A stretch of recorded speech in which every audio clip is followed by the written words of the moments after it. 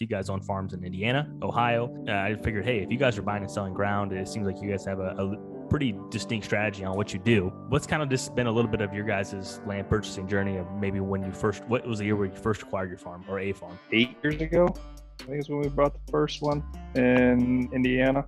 And then we added to that one. Adjacent owner. Yep. So I think the first parcel we bought was like right around 100 acres, bought another 20 acres or so adjoining it, timbered it 2 different times, sold it, bought another Indiana property, bought another 96 acres in Ohio next to a small, I don't know, 30 acre piece that we hunt as well.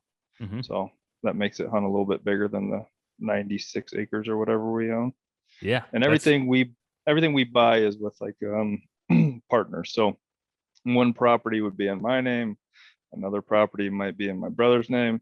Timmy's got to buy a property in Illinois or Kentucky or somewhere now. So Kansas, apparently. Kansas, probably.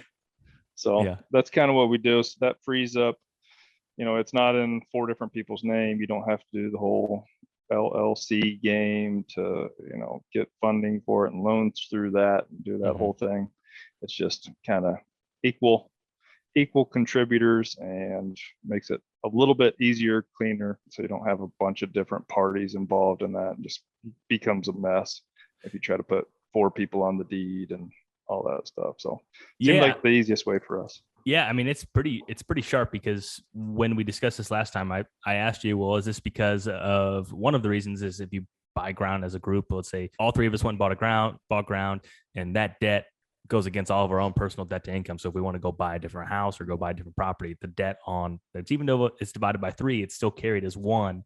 And obviously that limits your purchasing power, even if you are a group that continues to do that. So is that one of the driving factors of the reason you did it? Yep, absolutely. So what could I buy? Maybe 15 to 20 acres on my own, or I could buy 80 to 100 acres. As it gets larger and larger, usually the price per acre goes down. So you just join, buy a little bit bigger piece.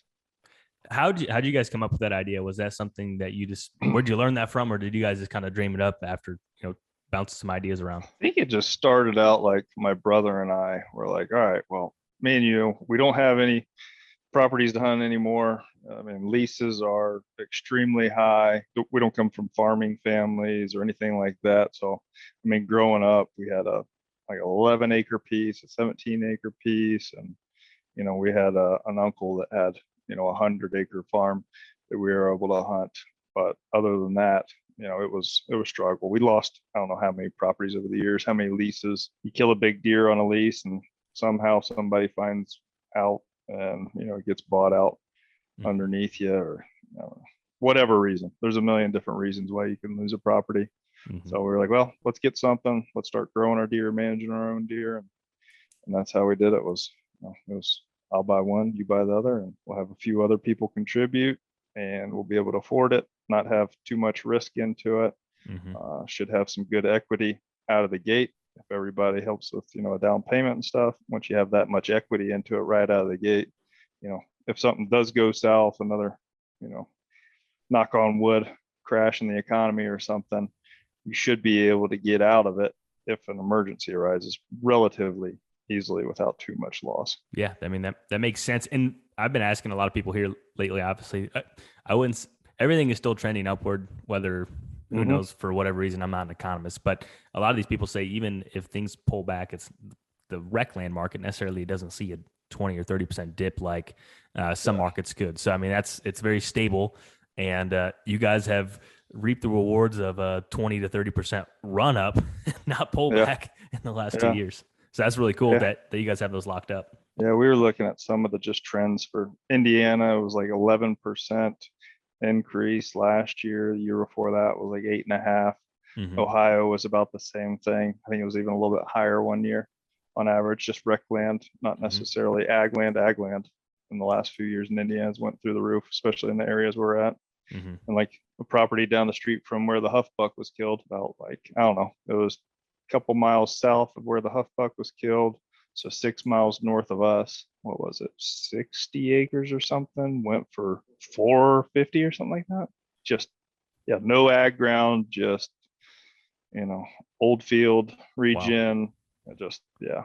So, but yeah, so that's what some of the ground is going for now. And I don't know if that was sold by a Whitetail Properties, or I can't remember which one. They probably did their marketing to the hunters and found somebody that was willing to pay a premium for it just by the location and what's in the area. Drop that Huff Buck name right there.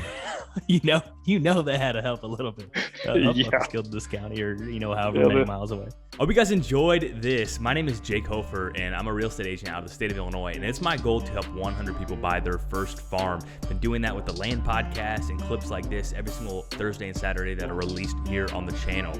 And to be one of those 100 people, all you have to do is, if you're in the state of Illinois and I can help you, I'd be happy to do so. Number two, if you want to get connected with someone that can help you, reach out, and I'll be happy to get you in contact with an agent that I would personally do business with. And the last one is, if you just simply learn something from the content we're putting out, or you get inspired to take action, I want to know, get you out of that spreadsheet. I'm on a mission to help 100 people. Until next time, see ya.